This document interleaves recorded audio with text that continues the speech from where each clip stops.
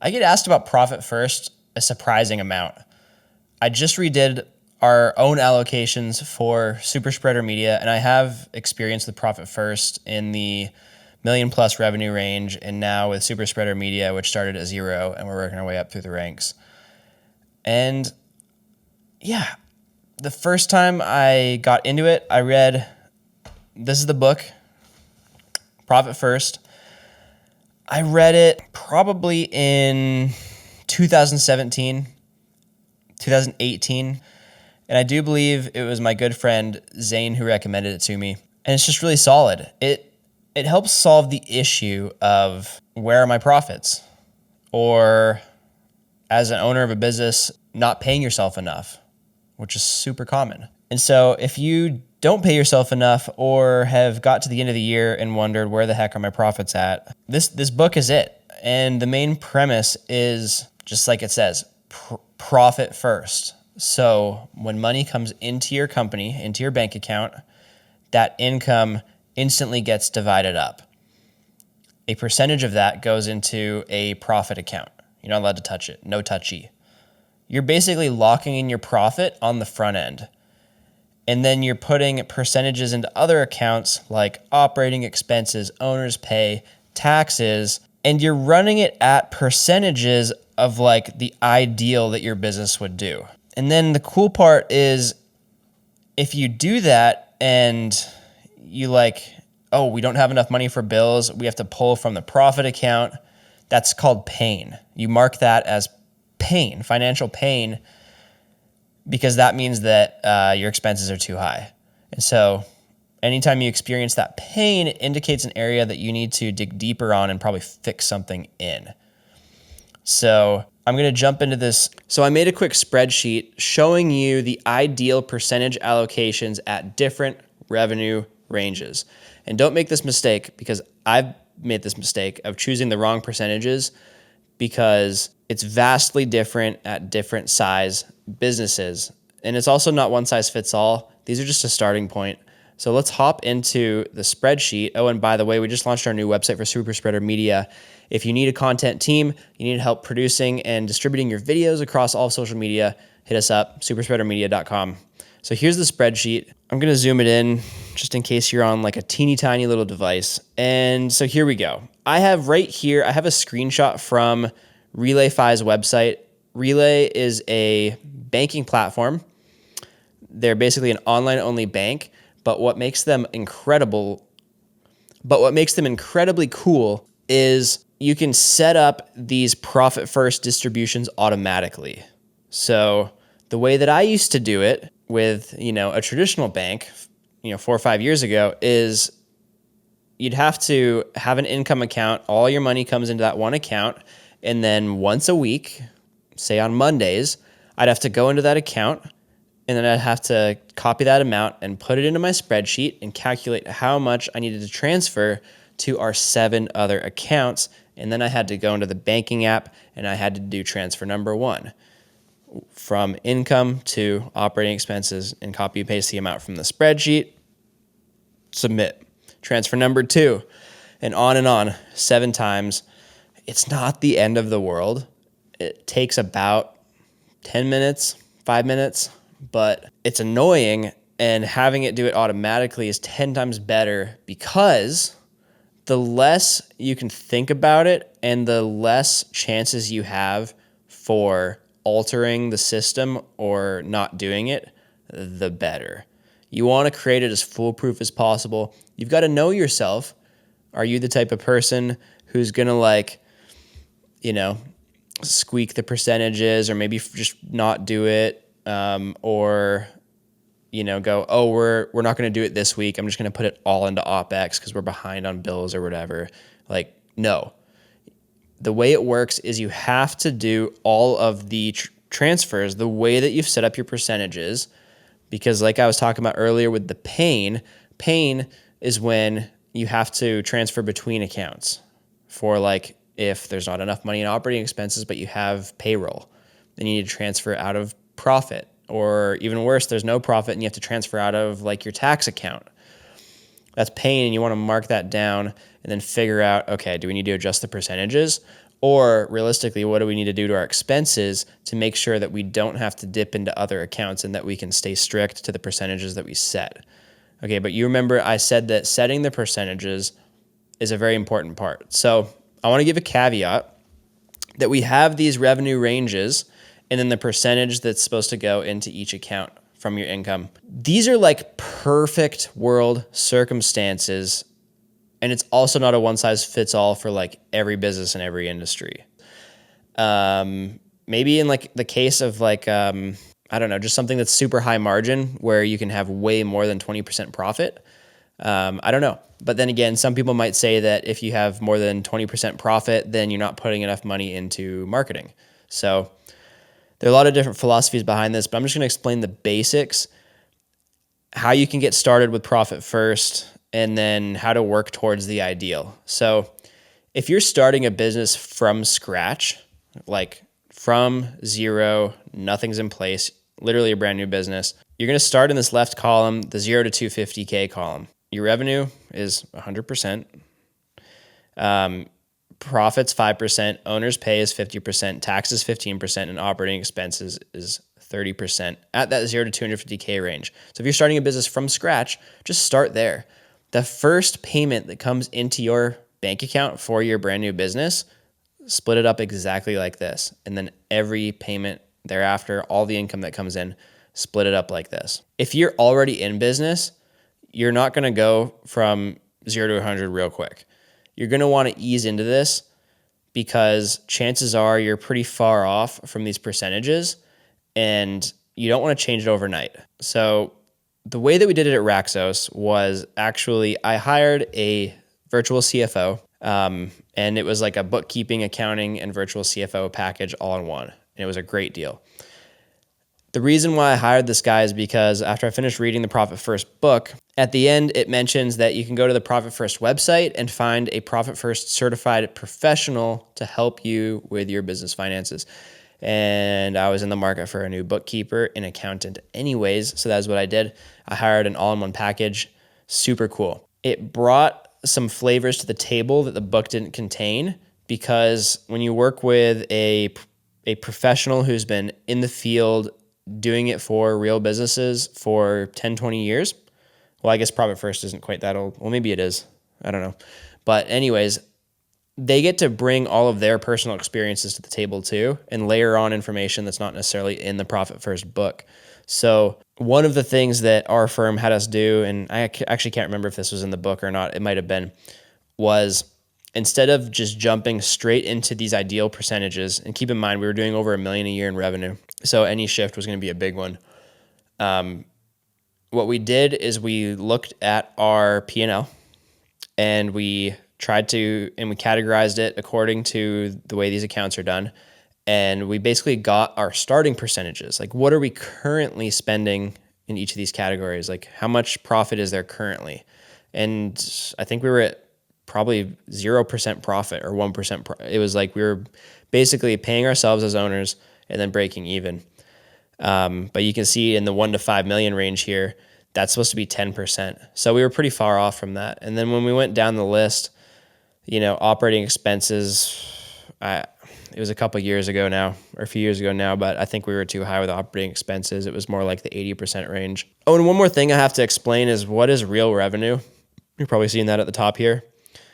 Real revenue is your top line revenue, and then you want to take off things that are like maybe super low margin or maybe no margin at all. It's just like a pass-through expense. An example from our MSP, from our IT company, was, I believe we actually took hardware off the top.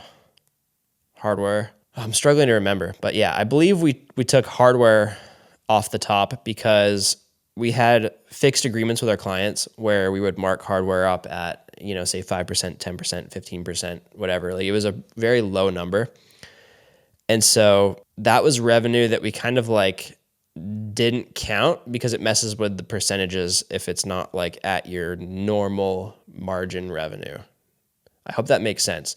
A better example is stuff that passes straight through with absolutely no margin. I can't think of a ton of examples, but one example for that for me with Super Spreader Media is how I work with Mark right now is that basically he has his consulting fee that I bake into our prices. And so, say we're doing a deal for $5,000 a month and his consulting fee is $1,500. Client's paying me that $5,000. $1,500 goes to Mark. $3,500 goes to me, but $3,500 goes to the team in like the actual service that Super Spreader is providing.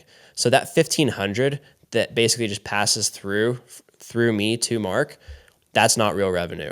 So in that case, the real revenue would be $3,500, even though the top line's $5,000. I hope that makes sense, but that's how I understand it to be.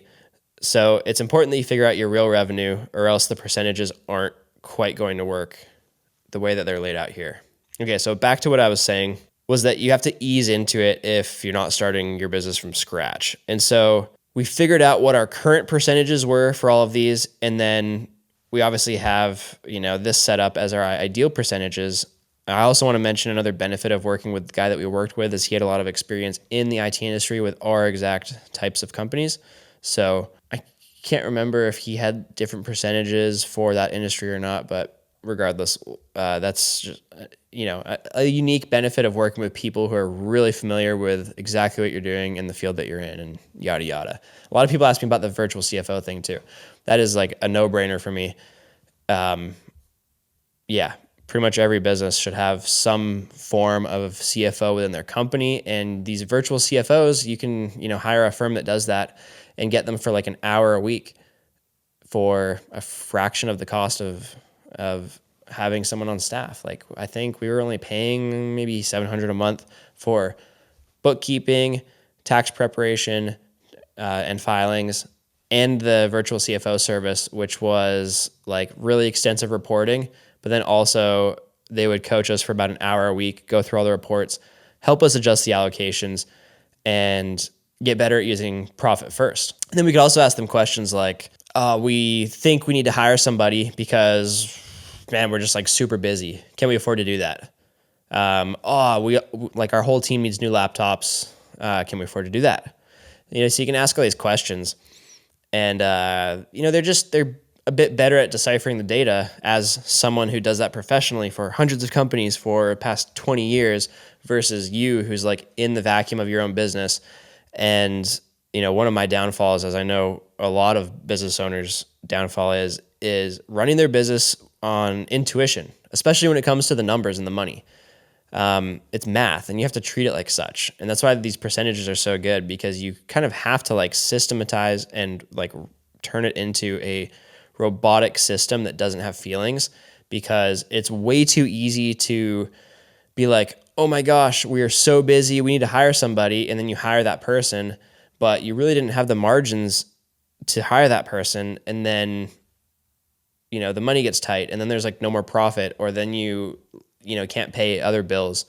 Or it gets to the point where like you are short for payroll. So it's so crucial to make those kinds of big financial decisions based on the numbers, based on the math, based on trends and percentages, and stay on top of this and pay yourself and make a profit. And that's the whole point of this. Okay, I've been rambling, but let's get back into it. So we figured out our percentages, and all we did was we increased the profit percentage from, it was like zero, practically zero. We increased it by 1% per quarter. So it's like nothing. So at the time we were doing around $100,000 a month in revenue. So all this meant was suddenly we were putting $1,000 a month put aside into this profit account, this secret account that no one's allowed to touch. So at $100,000 a month, $1,000 gets set aside before we pay all our other stuff.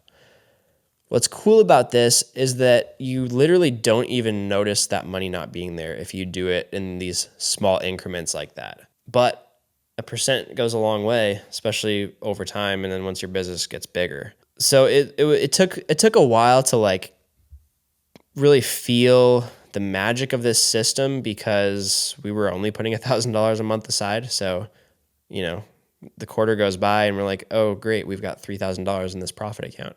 But at the same time, it's kind of cool as well because it's like, it's also like, oh, wow, there's like $3,000 put aside and we didn't notice it missing. And that's when I realized that the money in your bank accounts is much like the time in your day. If it's not accounted for and planned for and watched and intentionally used on valuable things, it kind of just finds ways to wither away, right? If you don't schedule your day properly and you don't have a plan, it's likely that you're going to waste all that time. And it's the same thing with the money. Is like your business might have the potential to be super profitable, but if you don't have a plan and a system for capturing that profit, you're probably just going to end up spending it and not even noticing it. That's why this system is so cool, is because you're basically pulling money out of thin air in a lot of cases. Because I don't think it was until we got up to maybe 4 or 5, I don't know, maybe 6 or 7% that we actually had to start adjusting our expenses to hit the percentages. So it's pretty cool because it's a slow burn, and I'm sure you can do it faster than 1% a quarter, but honestly, this like really slow conservative approach worked really well because, I mean, life goes quick. 2 years was like a blink of an eye with all the work we were doing. And so 2 years in, I mean, suddenly we're at, what would that be? Suddenly we're at 8% profit and our expenses are adjusted to make it fit. We'd grown quite a bit over those 2 years as well. So that was the really cool part, is I know that if we hadn't put in these systems, that we would have grown still unprofitably. Like there's not really much difference between 100,000 and 150,000 if you're not profiting either way. If you're not profiting, you might as well just not run a business. It's really that simple. And so that's what was cool, is that, 2 years later, suddenly we were, putting aside 10 to 15K a month, which feels really good. That's when it was like, okay, this is a meaningful amount of money to be putting aside and extracting out of the business. And also keep in mind that profit has nothing to do with owner's pay. You're paying yourself as an owner in these lower revenue ranges, at least. You're paying yourself as an owner. You're paying yourself a salary for the job that you're doing within the business. The profit is above and beyond that. And that's just something that a lot of business owners forget, is they pay themselves their salary and they're kind of just looking at that as the profit. But the problem with that is that it's not profit because you're paying yourself to do a job. So you have to consider yourself you're basically two people in your business. You're the owner because you have the financial interest in the business. You put up the money, you started it, you risked it all, whatever. So there's owner you, but then there's also employee you. Owner you gets paid from profits and employee you gets paid from a salary. The reason why you want that separated out is because you want to replace yourself one day. You don't want to be working forever. At least the whole point that I got into business was mainly freedom. Money is amazing, but freedom is the number one for me. I want to be able to do whatever I want, whenever I want, all the time, travel on a whim, just do whatever I want. Quit this industry, join that one, start a new project, whatever. So that's the point of that, is that if you were to replace yourself, how much would you have to pay someone else? That's the salary you pay yourself, and then the profit is just above and beyond. That's your bonus as an owner. And you can see here that the profit, it steps up, and the owner's pay actually steps down as you go up through this revenue range. So you can see here, once you hit the 10 million to 50 million range, owner's pay actually drops to 0%. Why is that? Well, then that's because you've like completely hired yourself out. Like you're probably playing CEO up until that point, but once you hit that 10 million range, unless you have experience in that 10 to 50 million range, and I'm not talking from experience because I've never been in that range, but I can only assume that that is a totally different game than the 0 to 1 or even the 1 to 5. And so the reason that percentage is 0 is because typically in that range, you're going to step out of the CEO seat, hire a CEO, and then you can just sit back and kind of rake in the profits, sit on the board, whatever you want to do. And so that profit steps up, owner's pay steps down. And I put in some numbers into the spreadsheet here. So I basically just took these percentages, made a little spreadsheet for it so that you can kind of get an idea of what that actually looks like. So we can see that like you've got kind of I call this like, this is basically the freelancer where you're probably doing most of the work. Like you're doing all the sales and marketing and you're doing most of the delivery of the products or the services. So you can see here at $100,000 revenue, we're at $5,000 profit, $50,000 owner's pay, $15,000 for taxes, $30,000 for operating expenses. I guess I should also mention that you're doing this tax thing. The reason for that is because that way your owner's pay, that's like your true take home. The tax percentage is set up in such a way that, at least I think this is how it's set up, is that it always lines up with the owner's pay percentage as far as like the tax bracket goes. So, because 15,000 is what? Is it like, it's almost 30% of 50,000? And so if you're in the $50,000 tax bracket, you're probably paying around 30% in taxes. I think that's how it works. But then you can see here, once you get up into the, this is the $300,000 revenue range. We've got $105,000 in owner's pay and then $45,000 set aside for taxes. Because once you're in that range, it gets closer to 45% or so. So little aside, but anyways, you can see how it steps up here. So $100,000 and then $300,000. So you're making twice as much. The operating expenses have stepped up significantly. This is because you probably hired a couple employees at this point because you just simply can't handle all the work by yourself. Once you hit the 500K to $1 million range, so I put 750 in here just to split the difference and show you guys what it would look like. $112,000 in profit. This is when the profit starts to get pretty decent. $150,000 in owner's pay, et cetera, et cetera. So you can see now we're making okay money because $150,000 plus the 112. If you decide to take all of that profit as a distribution, the other way you can do it, if you're fairly conservative, and I do recommend you go this route, is that you stockpile that profit account until you have 3 to 6 months of operating expenses like in the bank, and then you put that aside as an emergency fund into a completely separate account.